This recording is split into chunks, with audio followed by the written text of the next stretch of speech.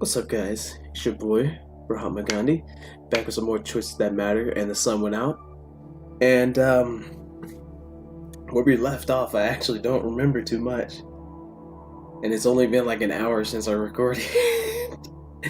All I know is that, oh, I remember. The sun went out. Again. Um, Sharon's daughter was kidnapped, and then we got kidnapped. And now we're being held in a prison cell by the I believe they called themselves the 100 Day. So yeah, let's get back into it. I guess the last thing I asked was, "Who are you people?" And the guy responded with, "I am not a villain in a badly written movie." He mocked me, straightening his sleeves. "There will be no reveal of plot while I assume you are helpless. I am no fool." "You kinda are a fool for abducting me." Another robed and hooded man walked up to him, presenting a gun. The fake king took it. "I will, however, tell you my name so you can spread it to all those who might ask." "Sire," the other man interjected, "are we not to kill the non-believers?" "No, we are not," the fake king replied sharply, a small amount of panic in his voice. "They will be useful to us still." The other man nodded, bowing slightly, and left the room. Beside me, Sharon started to stir. "Excellent, she's awake too. In any case, my name is Jonathan and I lead the 100th Day." Okay, yep, it was the 100th Day. Sharon opened her eyes and stared up at the gun pointing down at her. She croaked, pursing her lips to remain silent. "Oh, harm her and I kill you." Yes, he actually... he actually backed up a step at my rage-filled tone. Blanching. Turning away, he quickly changed the subject. "Weak. You need to stop being where my operatives are. Now, stay here and think about what you've done." Oh, we've been put on punishment. He stormed out of the room quickly, not looking back. As I wasn't bound nor hindered in any way, I quickly jumped to my feet and started looking around the room. "Think about what we've done," Sharon asked, staring at Jonathan and rubbing her neck. "Who does he think we are, school children?" Exactly. The walls were made of stone, and the door was metallic. The door was also the only way out of the room. My mind raced, trying to come up with another option. "Modi, where are we?" "Hello, teacher. It seems we are under Coricancha in the many tunnels that are not publicly known." "And the sun, Modi?"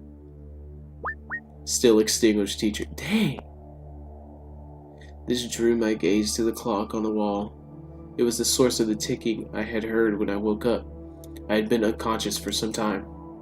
The sun had died over 15 hours ago. Oh my god.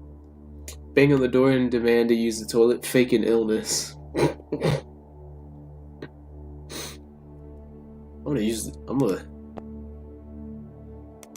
Okay. Well then, yeah, I'll watch the ads after this stuff. I slammed my fist against the door, calling for attention. I could hear footsteps coming our way. "Stop the noise." "I need the bathroom," I yelled back, adding a desperate tinge to my voice. The voice on the other side scoffed. "Does this look like a hotel? No bathrooms here, princess. Pee on the floor." That stumped me. I looked over at Sharon and she came forward, leaning against the door like me. "Well," she shouted, "I've got my period, so you better get me a bucket or things are gonna get messy."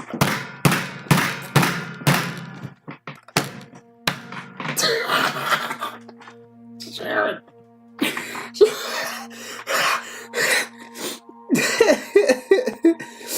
With a curse, he opened the door. A second later, he was down on the ground, knocked out with a thud. I looked at Sharon, shaking her fist from the punch she just dealt. "No time to explain," she said, wincing. As she stretched her hand, "Let's go." She ducked out the door, leaving me to follow. The flickering of the burning barrels made the stone tunnel. Nice one, Sharon. That's nice. That was good right there. The flickering of the burning barrels made the stone tunnels feel unearthly. I was surprised to find that I was still freezing cold despite the barrels. I would only get worse if the sun didn't return. Ugh. Seeing no one was around, I let myself breathe, but only for a moment. Which way? Sharon asked, looking left and right. Teacher, I suggest going to your left. His geography hints it is more likely to lead to the surface. I nodded at Sharon. Go left, but be careful. We began to run. There were no footsteps following us when she slowed down. I urged her on, knowing that sound would travel in these tunnels and it was important to create some distance. Yes. After 30 minutes of running, Sharon came to a stop. I need a second. I'm not what I used to be, she said, laying her hands on her knees and breathing deep.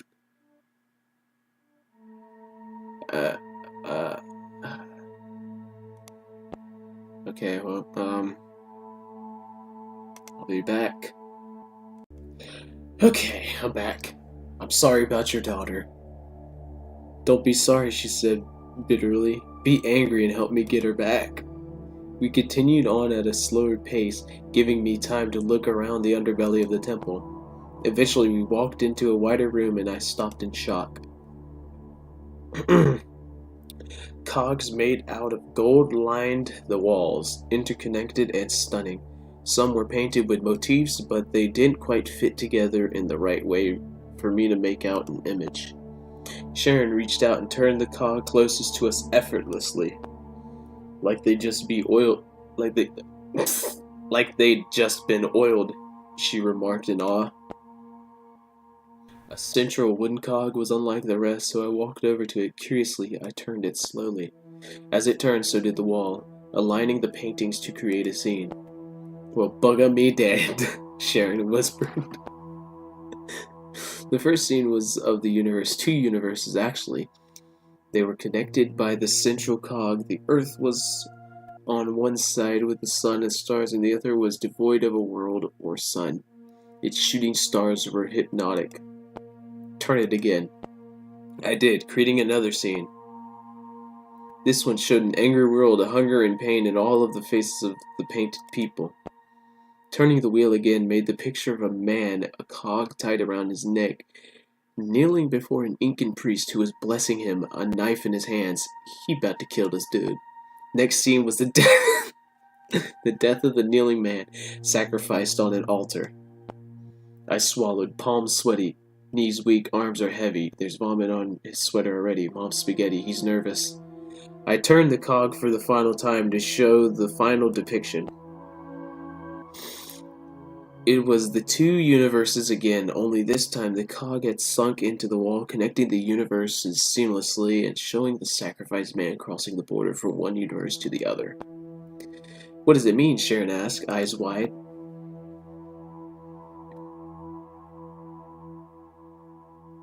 I don't know. I pointed my watch at the depictions and snapped some photos for later. We were both stunned, but the danger was not far behind us, so we quickly made our escape.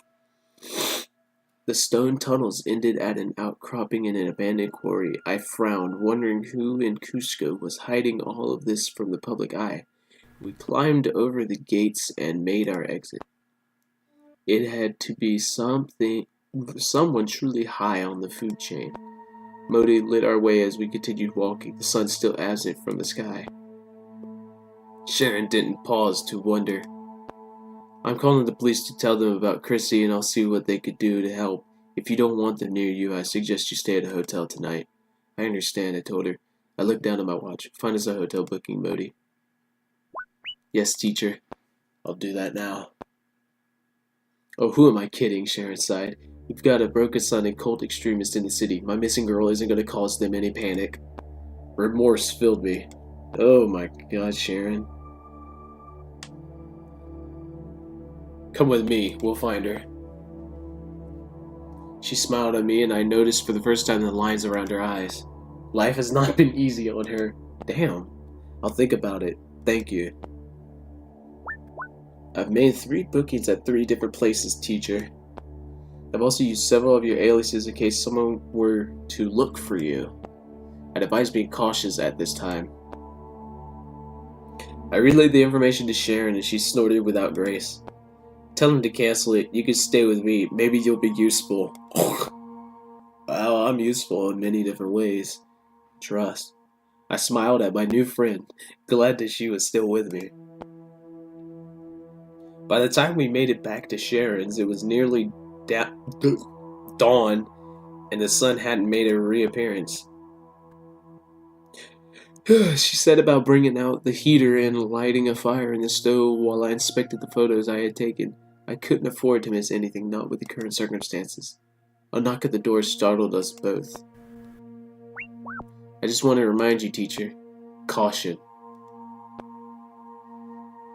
Sharon and I looked at each other bewildered. They knocked again. I'm gonna answer it with some caution. I walked slowly to the door and looked through the peephole. No one was there. Carefully inching the door open confirmed it, and I stared stupidly in the darkness before anything else. When I finally glanced downwards, I noticed an A4 envelope on the doormat. Picking it up, I shut the door and returned to the kitchen where Sharon was. She looked as confused as I felt. Something about the color and texture of the envelope seemed familiar. Turning it over, I found a note. Your next appointment, Dolores. Is she not dead? I ripped open the top and pulled out a mass of papers, including a plane ticket, passport, and other essentials for travel. Itinerary scan, destination Flying Falls, Canada. Oh, we're going to Canada. Teacher, this flight is for tomorrow. I looked up at Sharon, holding up the papers. Looks like I'm going to Flying Falls. The next clue is there. Her face dropped with sadness. Looks like you are. Teacher, the cult calling themselves the 100th Day has been spotted in the city. Perhaps that is why we're going there. I'm very glad that Miss Montague is alright. As was I, but where had Dolores been and why hasn't she contacted me? Brushing my questions aside for later, I turned to Sharon.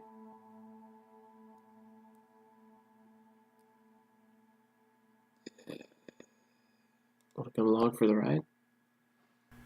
She shook her head firmly. I need to find Chrissy in my own way. I can blame you until the cows come home, but at the end of the day, it was my nature that led to her being taken. This wasn't your fault, I reminded her, putting down the papers and joining her by the window.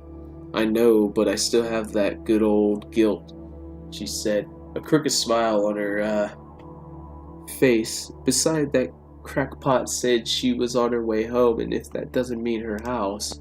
Australia? I asked, stunned. She nodded. Australia, looks like I'm getting on a plane too, just not the same one as you. A sudden light caused me to shield my eyes and I stepped back from the window. Sharon did the same before lifting her head. A wide and crazy smile stretched across her face. My, just in time for dawn. Through the window, the sun shone brightly, warming my face. Oh, rising into the sky. Arc 3 completed, look at that. You and 32% of players are going to Flying Falls after discovering every secret under the Incan Temple. Okay, I think I'm gonna actually cut it right here for a second. So... Okay, so... I'm going to Flying Falls. Alright then, let's begin Arc 4-2. I shielded my eyes against the sun and waved at Sharon from the tarmac at the airport. She waved back, her own luggage weighing her down. Without booking a ticket, she wasn't able to fly out of Lima connected to Australia until later this afternoon. I, on the other hand, had the preparations made for me by Dolores, who I'd feared was hurt or captured by unknown assailants just like Professor Soul. I mulled all over that in my head as I climbed onto the small plane, stowing my carry-on and making myself as comfortable as I could. Why hadn't she called me herself? Then again, I hadn't tried calling her recently either. Oh, good Lord.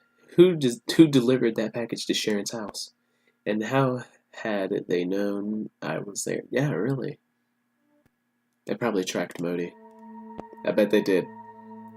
I looked at Modi suspiciously. Did Dolores install additional tracker? Exactly. She occasionally used my phone's GPS to determine roughly which city I was in, but never to the precision of a single house. Answers were what I needed. I pulled out my phone, estimating that I had 10 minutes before the plane took off.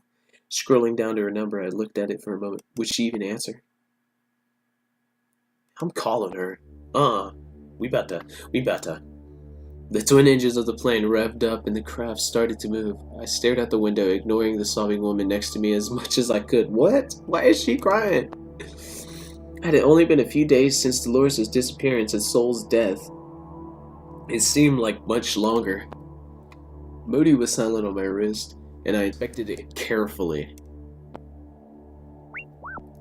Is there something I can help you with, teacher? Why are you looking like that? Modi, did the company install any tracking devices in you? They did, teacher. However, it is not in activation now. It was last activated 10 days ago. I frowned, knowing that Modi could be lying to me anyways. The company had provided me with a Modicon on the condition that I would sign stacks of paperwork. Likely among that would be a clause or two about not knowing the device's full capability. A thought struck me suddenly. Modi, does Dolores have a Modicon? That's classified, teacher. I ground my teeth in frustration. Classified or not, it could be useful to me.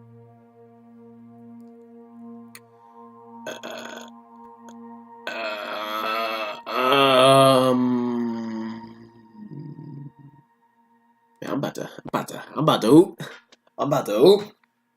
Taking that risk. Modi, see if you can track down Dolores through her number, Modicon, or email. I want to know that she's okay. I lied, turning to look out the window again. That is not within my programming, teacher. I would need Miss Montague's permission. Hey, Modi. We broke into a police station to change the records, and we would need permission to do that. Okay, and we didn't get permission, okay? Just do your best, Modi, I encouraged, watching the ground whoosh by below. Yes, teacher. The company's gonna find out. They're gonna be like, nah. The hour flight to Lima was uneventful, the sobbing woman next to me quieting once we made it into the air. No doubt the last 24 hours had been scary for many people. It was now confirmed that the sun was failing, or at least in jeopardy. The first time it happened, it had been dark for just 3 hours. This time it was at least 20. Oh. 10 minutes before we were due to land, Modi vibrated on my wrist again. The company found out. Oh no. Come on. Teacher, I'm glad Miss Montague is alright. Does my attempt to locate her mean she has lost your trust? Yes, Modi. No, it's just unkind to leave friends in the dark. Come on now. I understand, teacher. You better. Traveling through Lima was short. My connecting flight was less than 20 minutes after my delayed flight had landed. Fortunately, my luggage had been swapped from one flight to the other, so all I had to do was walk from one gate to the other. Once on board, I pulled some little white tablets from my bag and popped them in my mouth. It only took a moment for the sleeping pills to take effect, and I relaxed in my seat. Oh. I was woken in Miami for another connected flight. I shambled through the bright and shiny airport to my next gate, grumbling all the way. I knew the next leg was going to be shorter, so as soon as I was in my seat, I ordered a coffee from the attendant. Even so, I closed my eyes for the majority of the flight, bone weary. Teacher, it appears that Flying Falls has suffered a tragedy. My eyes fluttered open and I looked down at Modi's concerned face before turning to the window. Parts of the landscape have been destroyed by what looks like a fire. Over a ridge in the near distance, I saw a burnt remains of several houses. Oh! A flight attendant walked past and I flagged her down. We'll be landing soon, she said, leaning against the seat back in front of me. Was there a fire here? The flight attendant shifted uncomfortable. Several of the other passengers had looked up at my question. We had a power outage and it caused some issues. I can assure you it is all under control now. She answered in a steady and reassuring tone that didn't match her body language. Was it because of the sun dying? Asked the middle-aged man who rose up with a shiver. Well, I'm not sure, she replied, but it was around that time, yes. Oh. A grumbling spread throughout the plane as people reacted. The flight attendant raised her voice slightly. We'll be coming in to land soon, so please put your trays up and seats forward. She scurried off quickly while the people around me followed her instructions. I found my gaze shifting to the window again, looking at the blackness below. Teacher, could the sun cause such fires? The sun was out. Could be, Modi, but through human fault. I doubt Flying Falls, Canada combusted suddenly when the sun died. A little boy in front of me turned when he heard my voice. His mother was sleeping in the seat next to him. It's my fault, he said softly, guilt in his voice. I hurt the sun. I blinked. The boy couldn't be more than 10 years old. He cast a worried look at his mother and lowered his voice. My mom is sick. She has cancer. For Christmas last year, I asked for her to get better, but she didn't, so I sent another letter saying that I was angry, and if my mom couldn't be better, then I didn't want the world to be better. His guilt was clear in his face, and I frowned sadly. Leaning forward, I whispered just as quietly as he had. I'll tell you a secret. Part of my job is to figure out why this is happening. Yeah, and I have proof that the problem is something that had happened before, long before last Christmas. Really? He asked, stunned, more than a hint of relief in his voice. Yeah, you couldn't have done this, so don't worry, all you need to do is look after your mom. He became resolute. As I sat back in my chair, he fixed his mom's blanket and I smiled. Teacher, that was a lie. Modi! You have no such data. I'm afraid that you have been false with the young man. It was oh. Okay. Come on now. Okay. Okay, I'm gonna just do one more choice, so I'm gonna get up to the next choice. It was a kindness. He couldn't have done this. But you have no data. The landing was quick, and before long, I was standing in the baggage area waiting for my luggage. Modi buzzed on my wrist. Okay, you can stop. Teacher, you have an incoming call from Miss Montague. Uh-oh. Is she just calling me normally, or is she gonna be like, how dare you try to track me? I scrambled for my phone as it started to ring, hitting the answer button with more force than was really necessary. Dolores, where have you been? Are you alright? I'm gonna ask, are you alright? The sound of her snort was nearly lost to the sound of the baggages arriving. I walked a distance away to hear better. Concerned, were you? Don't worry about it. I told you before. We're professionals. Oh, don't worry. It won't be as professional soon enough. Ooh. We were on the phone when I heard the gunshot on your end. I answered, my tone sharper than I intended. I tried to call again, but you didn't answer. Well, I was busy, came her equally sharp response. Now tell me what you learned in Peru. What? First tell me how you knew where I was. Okay, I'm gonna do that. Okay. After this, next choice, I'm done. I was the one who arranged for you to go to Peru in the first place, remember? She scoffed. I frowned, ignoring my luggage on the carousel. You know that's not what I meant. She sighed across the line. I bribed a Peruvian officer to track you down, she admitted. I glanced down at Modi, surprised. I hadn't considered that possibility when Modi was the obvious choice. Speaking of, Dolores continued, was it really a good idea to bring a civilian along? She was useful. Indeed. Tell me what happened. Sighing myself, I told her everything from the lore I had learned about the Incan culture to my explorations of the temple Coricancha and the cult that called themselves the 100th Day.